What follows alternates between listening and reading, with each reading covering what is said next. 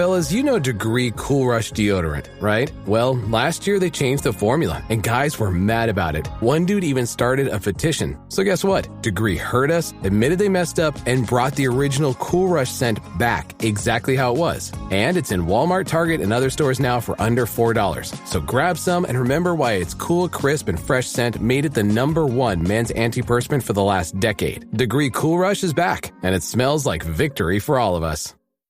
Auto insurance can all seem the same until it comes time to use it. So don't get stuck paying more for less coverage. Switch to USAA Auto Insurance and you could start saving money in no time. Get a quote today. Restrictions apply. USAA. Hilton brings you new ways to stay.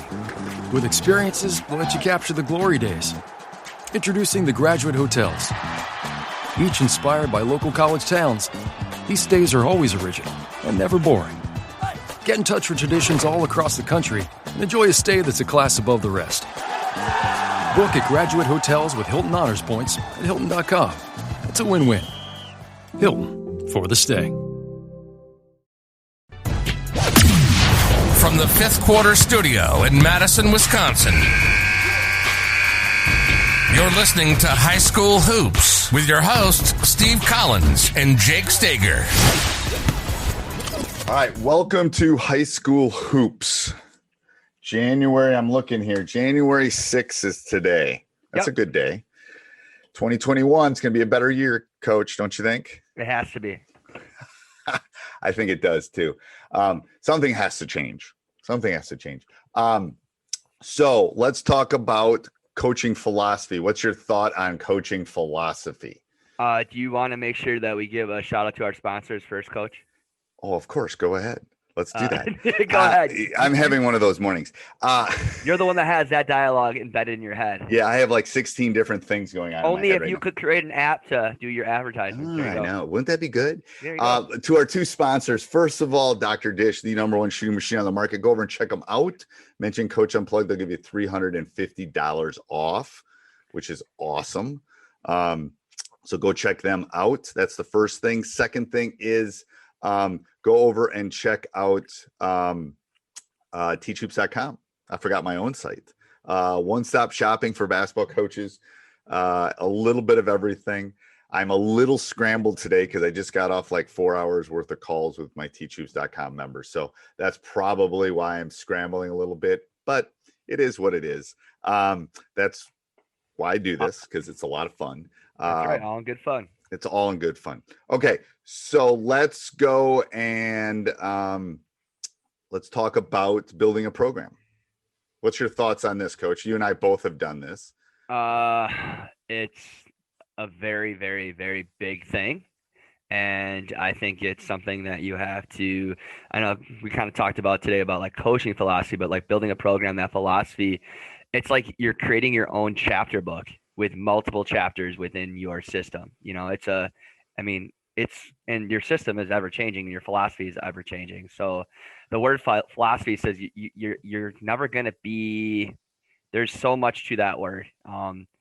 And so I think that the key thing is kind of breaking down the key things that need to be addressed when establishing a program and building a program and talking about philosophy, because there's so much to do. So like you need to create like a checklist of the key things that you value, and we're looking at other programs and see, all right, what's going to be mine, whether, you know, you look at offense, you look at defense, you know, as simple as player communication, how you view and value respect. How do you include your parents? I mean, like there's just so much. And I think the more that you break it down, the more successful you are in building one. Right. I agree. I think one of the big things is you got, I don't want this to be sacrilegious, but you have to think about it as this is your Bible. This is your, like, here's how everything is laid out. And I don't think people think the minutia, the little stuff that is so important in developing an entire program. I just don't think they think that. Right. And if you don't have a roadmap, and, you know, you've had probably multiple coaches that have coached under you, you start to build a program. If you're the head varsity coach, you get coaches that come in, and if you don't have that handout, you don't have those things for them, you know, you get caught up. You got to have those things, resources available for your coaches, because you're ultimately going to help them build, the next group of kids is going to be your kids. So like you have to have that foundation in that book, or like you said, like almost like a basketball Bible, that they need to follow, and they need to have that. Right. And if you don't do that, then what I was talking to a Teach Hoops member this morning, and it's like, you got to think about everything. You got to think about like how you're going to do your off season, how you're going to, build your, your youth program, how you're going to deal with getting on the bus, how you're going to be dealing. I mean, all those things are so important that if you're not thinking about them, I don't know, it's just not going to work. And it comes down to, if you read books about different coaches, whether it's football, basketball, soccer, whatever, the best coaches are the ones that pay attention to detail. So like you need to think of philosophy as attention to detail, thinking about everything, and no excuse for this or that, or forgetting about that. And it's ever changing, but there's some things that just aren't ever changing. Like, can you think of something that has not changed in your 30 years of coaching that's always been a part of your philosophy? Because some things never change, don't you think? Right. Yeah. I mean, and the thing is, philosophy is it's all these like words, jargon, right? Jargon, like. But it's like culture is kind of the thing. Like I'm gonna have to. I was just thinking about this too. With us being off, I'm gonna have to think about how I rebuild this, in the sense that they haven't been around each other. Like they kind of knew how to handle pregame, and they kind of knew how to handle bus stuff, and they kind of knew how to handle those things. And it's not going to be the same now because we have been off. So I'm going to have to go back and grab my, pillars and grab some of my things to discuss, just because we haven't been around to do it. You know what I mean?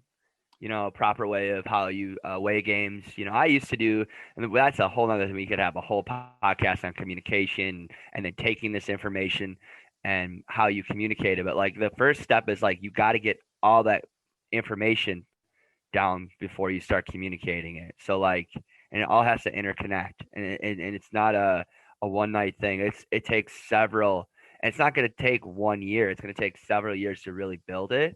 Right. But like you have to have certain things. Like, what do you think are some of the key components to a philosophy or like a program when starting out? Because I tried to build a program. You have built a program. I've been part of a couple really good winning programs, and there are certain things that need to be, when you talk about pillars or foundations, what do you think that coaches that are in the position of taking over a program, what are some areas that you think they should really start first? Because they can't do it all at once. No, I mean, I think you got to pick something that you can actually control. And what can you control with your players? You can control how hard they work. You can control effort. You can control being on time. I think there's things that you can pick. You can't always control whether the ball goes in the basket, but I definitely think you can control things like that. So I think those are the pillars that you got to stick to initially. And then after that is where you got to go, okay, well, what's going to happen with this and what's going to happen with that? I think those are some of the key things that you got to think about. Yeah, so philosophy also builds within culture. So like really the first piece is building that culture of what you value, what you think. So, a lot of times, you have determination, effort, you have all these words and stuff. I'm like, what is going to be your program? What is you're going to be built upon? Is it everything is done through effort, energy, whatever it is, and you go from there. Right. I think that's one of the kickers. I think you have to be able to do that. And be able to. And I think another thing too is like there's so many people that have done it before, and what I've learned is that you can't just mimic somebody else's. Yeah, you can take certain things, but like really it's got to be a representation of who you are and what you want.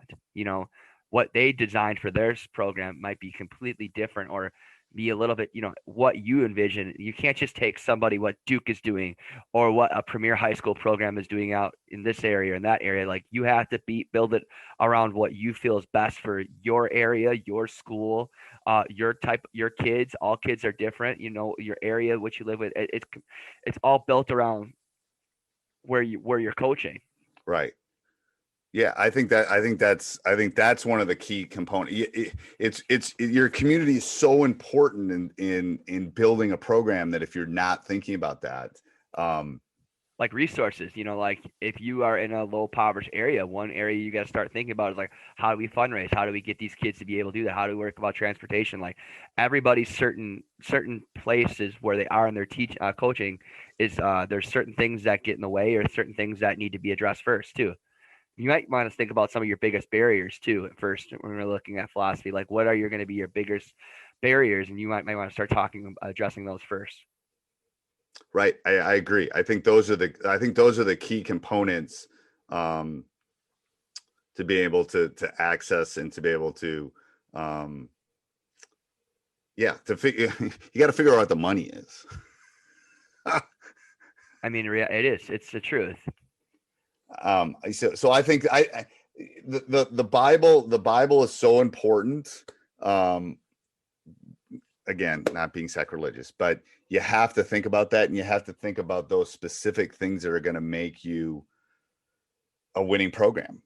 What I tell people is take a piece of paper and write everything down that you think goes into a winning program. And those things should be definitely in that. And everybody's list is going to be different. And you can go and look and read things and pull things and say that, yeah, I definitely will help you. You can look at that, but you can't just take somebody's list and go with it. You have to create your own. Right. Okay. Anything else in closing, Coach? Nope. Happy New Year to everybody. Hey, Happy New Year, everybody. This podcast is part of the Sports Social Podcast Network.